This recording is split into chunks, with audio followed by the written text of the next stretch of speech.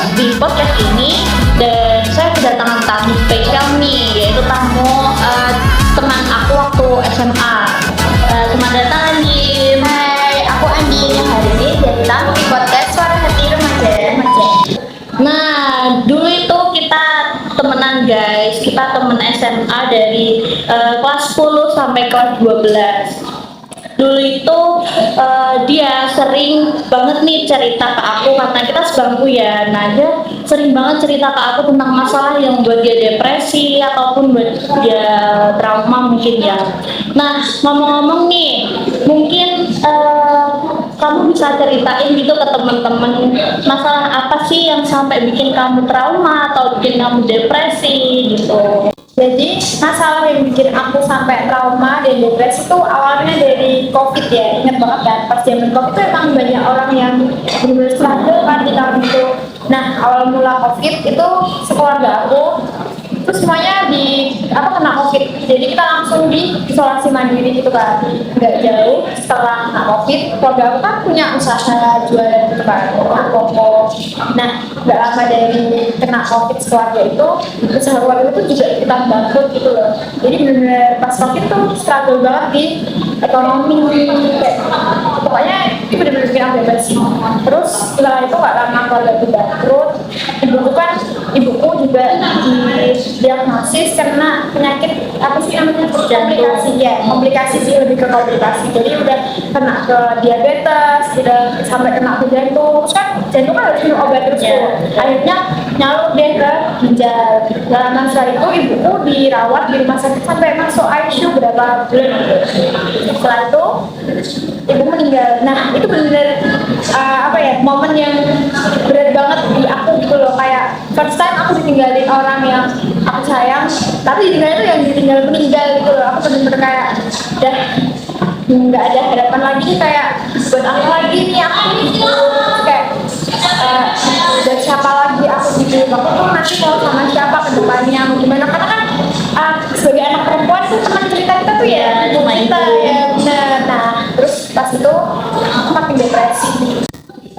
Mungkin kalau boleh tahu nih, kamu ditinggal magang, tinggal sama ibu tuh pas usia berapa sih, pas kelas berapa? Itu aku masih kecil sih, masih SMP baru mulai kelas 2. Nah, kan aku meninggal sama ibu tuh masih kecil ya, masih usia SMP kelas 2. Ya, setelah ibu meninggal tuh, kalau itu jadi kayak gak jelas, berantem gitu loh. Apalagi hubungan antara kakakku sama ayahku itu makin renggang dan makin sering cekcok. Habis itu nggak lama dari situ juga, ayahku nih nikah lagi, tapi tanpa sepengetahuan aku sama si kakakku. Nikahnya di luar kota. Nikah di luar kota tanpa sepengetahuan aku dan kakakku juga. Itu aku juga nggak kecewa sih sama ayahku, tapi si ayahku itu nggak nanyain, nggak bermaksudin aku atau minta maaf ke aku atau gimana, minta maaf ke kakakku atau ngasih penjelasan kenapa harus nikah di luar kota, harus diem dari kita. Itu tuh enggak, dia malah nyalahin kayak, ya kalau kalian nggak setuju sama pernikahan ini, ya berarti kalian nggak mikirin aku gitu, nggak mikirin perasaan dia maksudnya. Berarti kan egois, padahal kan kita sebagai anak tuh cuman belum siap aja kalau harus terima orang baru di keluarga ini. Malah dia tiba-tiba nikah di luar kota tanpa sepengetahuan kita, pulang-pulang udah bawa istri barunya itu. Terus kan aku sama Kak Ulu nih cuma gak suka kan, kayak gak suka sama istri barunya. Terus dia malah ngatain kita anak kurang ajar, terus kayak egois dan lain-lain. Padahal kita tuh bukan gak suka, tapi belum siap aja ya, namanya lupa kehilangan tuh. Ngerti lah ya kalau kita tinggal baru meninggal, pokoknya tuh belum ada setahun. Jangka dari ibu meninggal ke ayahku nikah lagi tuh belum ada setahun. Tapi tadi sudah disalahin kayak egois banget sih gitu, sampai kita pernah berantem. Ada satu momen yang bener-bener ini tuh momen yang bikin aku sedih banget. Dia tuh cekcok kan, aku sama ayahku nih cekcok, berantem. Ya gara-gara si ayahku nih tetap ngebelain istrinya kayak nanti jangan egois, aku juga nanti pas tua tuh butuh teman cerita bla yang gitu. Terus ya aku ngejelasin yang aku rasain, kayak kita tuh bukan nggak suka, tapi emang harus secepat ini ya, emang harus secepat ini nikah lagi, emang harus secepat ini. Aku belum siap terima aja gitu loh. Terus dia malah akhirnya dia malah ngebelain gitu loh, kayak ya kalau kalian nggak setuju sama pernikahan ini berarti kalian nggak sayang sama ayah, berarti kalian egois, gak mikirin perasaan ayah kan juga butuh sosok yang nanti nemenin ke depannya gitu. Terus abis itu ada istrinya, pas posisi kita berantem ada istrinya, terus langsung aku nih marah-marah kan, aku marah-marah sama aku bilang, jangan bilang kita egois, jangan bilang kita tuh gak sayang sama ayah, kalau ayah aja nikah gak izin sama kita, padahal nikah diem-diem loh dari kita, masa kita harus menerima sih gitu. Ya kita nggak terimanya adalah kalian tuh nikahnya diem-diem, dan lebih bohongnya adalah mas kawin yang dibuat nikah sama dia adalah uang yang sama ini ditabung sama ibuku. Ibuku tuh nabung itu mungkin buat tinggal buat anaknya ya, kayak apa sih kalau Masa depan gitu. ngomongnya buat warisan lah. Nah ibuku tuh ninggalin uang ini tuh buat warisan itu, tapi ternyata kan dititipin nih ke ayahku, ternyata sama ayahku ini dibuat nikah lagi. Nah benar itu yang bikin kita kecewa, apalagi kakakku ya, bukan masalah uangnya, tapi ya kalau memang mau nikah lagi ya kamu pakai hasil sendiri gitu loh, jangan dari hasil orang yang hasil ibuku kan. Itu juga menurutku dia nggak mikirin kita, kata itu kan ekonomi kita lagi di sini, terus bisnis juga habis bangkrut, terus tambah distorsi, dia malah nikah lagi tambah mikirin kita depannya. Dia stres banget karena tinggal orang tua, bisnis orang tua langsung turun, terus ekonomi juga anjlok banget, nanti tinggal nikah lagi. Kayak sesuatu yang penting, ngerti gak sih, kayak nikah tuh bisa nanti dulu, ayolah kita tuh benerin ini dulu, ekonomi kita aja belum stabil, terus rumah kita ditinggal sama orang tua tuh juga belum kering, belum sembuh, tapi kok bisa ya kamu tuh nikah lagi, terus sampai ngebeda istrinya sama kayak gitu, sampai lebih milih berantem sama anaknya untuk ngebelain si istrinya ini. Dan ada lagi nih momen yang bikin aku juga sedih waktu itu. Dia berantem sama, lagi-lagi tuh berantem sih ya, karena si ayahku ini tuh ngebelain istrinya. Sampai yang ini parah banget sih, sampai aku tuh main peso. Wow, aku bawain istrinya peso, aku suruh pulang. Kayak pulang nggak dari sini, ini rumahku, ini rumah ayahku. Kamu pulang dari sini atau ini tuh tak tusukin gitu, ini tuh aku parahin ini. Kau pulang atau kau mati di sini? Aku bilang kayak gitu. Kau pulang atau kau mati di sini? Nah dari situ terus ayahku langsung kayak bilang ke aku kayak udah nggak perlu kayak gitu, nggak perlu kayak gitu. Itu pilihanku. Ya lagi-lagi dia ngomong lagi kayak Ngebela istrinya. Ya kalau kalian nggak ngebolehin aku nikah sama ini, itu kan egois. Terus sampai waktu itu aku diem aja kan, aku karena udah nggak bisa ngomong apa lagi karena alasannya tuh selalu itu. Sampai istrinya tuh sujud di kakiku, bilang kayak emang Andin tuh maunya apa? Andin mau kalau ibu sama, padahal nggak pernah manggil dia ibu, karena dia bukan ibuku gitu ya. Andin mau ibu sama ayah cerai. Terus aku bilang, aku diem aja tuh di situ. Aku cuma bilang kayak, udah lah kalian tuh gak ada yang ngertiin aku, yang ngertiin aku tuh cuma ibuku, aku bilang gitu. Terus aku pergi dari rumah, itu diusir sama ayahku. Aku langsung disuruh pergi dari rumah. Itu pas aku pergi dari rumah langsung di WA sama ayahku. Aku sama kakakku bilang, kalau jadi anak tuh jangan kurang ajar gitu, itu juga orang tua kamu. Terus kakakku juga di WA, adikmu tuh dibilangin jangan kurang ajar sama orang tua. Orang udah mati kok dibawa-bawa, yang udah mati ya udah gitu. Terus itu aku makin sebel karena kayak ya aku tuh gak selama ini tuh masih denial, aku tahu aku tuh denial, aku masih denial banget, bener-bener kayak pas baru ditinggal itu tuh 3 tahun atau berapa tahun ya, aku denial kayak itu tuh masih hidup, itu tuh masih ada, itu cuma pergi gitu loh, nggak tinggal, perginya tuh pergi keluar kota apa jadi tinggal aku tuh denial kayak gitu udah 3 tahun. Nah, dari depresi yang kamu ceritain tadi itu, dari masalah yang nyebabin kamu depresi itu, mungkin ada nggak sih yang bikin depresi itu sampai buat kamu trauma gitu? ada sih, kayak aku jadi lebih was-was sama orang sekitar. Jadi kalau misal ada orang sekitar yang sakit, masuk rumah sakit padahal cuma sakitnya apa terus masuk rumah sakit itu, aku langsung mikirnya kayak wah aku bakal meninggal lagi nih, meninggal. Dan fun fact-nya adalah aku jadi trauma ke rumah sakit. Jadi setiap ke rumah sakit, masuk rumah sakit nanti pas pulang tuh kayak perasaanku sedih, terus pandanganku jadi kosong, terus badanku jadi demam, terus perasaanku sedih, emosi kayak campur aduk gelisah gitu. Paling nonton sih sebenarnya gelisah ya, pas udah masuk rumah sakit, udah masuk bawa rumah sakit, terus aku gelisah banget kayak takut terus sedih gitu. Bakal keulang gitu ya. Kayak trauma banget sama rumah sakit. Selain itu, aku kan udah biasa berantem sama ayahku ya, aku jadi nggak percaya sama laki-laki sih. Kayak setiap aku deket sama laki-laki, aku akan pikirnya kayak paling ini juga sama aja, orang pasti bakal jahat juga ke aku, sampai aku nggak percaya sama pernikahan. Aku nggak percaya sama pernikahan dan aku nggak punya kepikiran bernikah.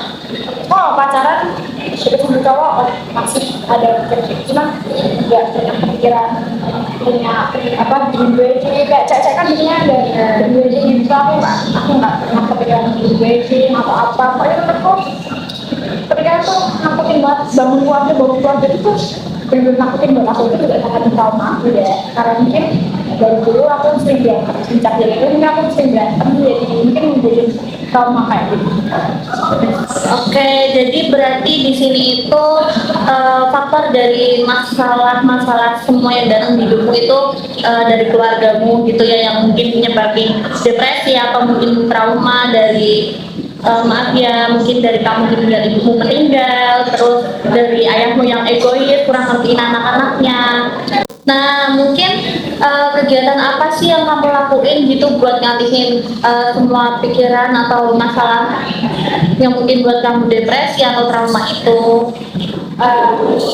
Kegiatan yang aku lakuin ya buat sedikit ngalihin pikiran aku tuh paling aku ya ibadah pertama, terus aku biasanya ngelakuin hal yang kayak olahraga yang pokoknya yang bikin aku capek, kayak olahraga, terus aku kadang main sampai malam atau sampai aku lupa deh berapa waktu gitu. Terus apa lagi ya, kayak cuma olahraga, ngelakuin hal positif, ketemu teman-teman. Pokoknya kalau aku ketemu tuh happy lah.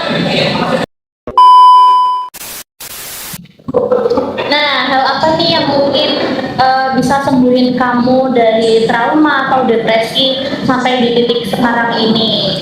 Nah ini menarik banget sih.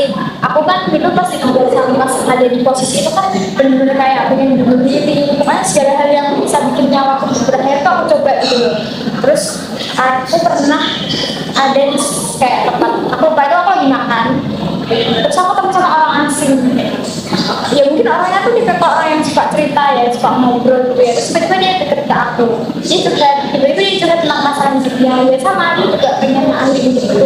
Dan dia punya satu prinsip, dia ngomong gini ke aku tuh mbak sebenarnya pernah mikir kayak udahlah Tuhan ambil aku aja gitu. Ya, tapi dia ngomong gini ke aku, kalau misal dari ini Tuhan masih kasih kita hidup, Tuhan masih kasih kita nyawa, berarti tanggung jawab kita, tugas kita sebagai manusia itu belum selesai. Jadi cari, kalau misal kamu gak punya tujuan hidup, kayak aku mau buat apa lagi, tapi kamu masih dikasih hidup, berarti masih ada tanggung jawab atau tugas yang belum kamu selesai. Cari apa tanggung jawab kamu, tugas kamu sebagai manusia yang belum kamu selesaiin sampai Tuhan masih ngasih kesempatan kamu sampai hari ini.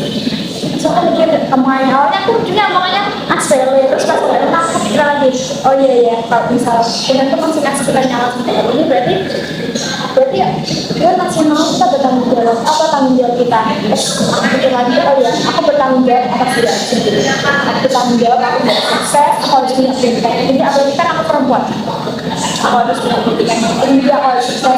Nah itu termasuk tanggung jawab yang harus aku selesai. Itu sih benar-benar hal yang bikin aku akhirnya oh iya benar juga. Padahal cuma hal seperti itu, aku juga ketemu dia tuh benar-benar random. Dia lagi makan sendiri sama sendirian. Soalnya sampai itu aku kayak gitu, awalnya aku mikirnya kayak ngomong apa sih nih orang gitu. Terus lama-lama aku pulang kepikiran terus sama omongannya aja. Kalau ngomong kalau kamu masih dikasih hidup sampai hari ini, berarti kamu masih pengen kamu bertanggung jawab atas hidup. Dan masih pengen kamu ngelakuin tugas kamu sebagai manusia. Oh apa? Aku mikir tugas apa yang belum selesai ini sampai hari itu kan masih bisa aku ternyata kalau itu juga mungkin ibadah aku lebih bagus, tugas tanggung jawab sama diri sendiri belum aku selesaiin. Terus yang mungkin alasan itu hanya si aku yang jadi sekarang untuk pemimpin dari hidup aku kan udah benar aku harus banget, nggak boleh kayak gitu terus, nggak boleh pikir apa ya mau bunuh diri udah apa lah gitu. Dan ada sekarang gara-gara orang random gitu. Kadang kita nggak tahu ya orang itu datang ke kita masuk Kayak malaikat bukan sebenarnya semangat itu bukan dari keluarga sendiri, malah dari orang lain yang aku aja nggak tahu dia itu siapa gitu. Kita tetap makan tapi dia bisa membuka mata aku. Jadi kamu bisa kuat sampai di titik sekarang itu karena orang random tersebut ya. Ini aneh banget sih, tapi emang real kayak gitu. Emang itu yang kejadian di aku.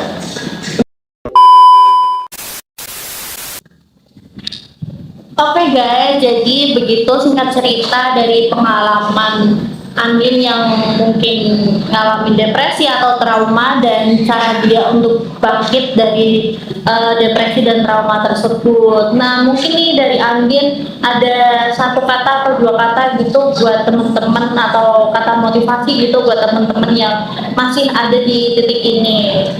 Kalau dari aku pribadi buat teman-teman yang masih ngalamin hal yang sama, masih ngalamin hidup yang berat sampai hari ini, aku tahu itu nggak gampang tapi semangat ya guys.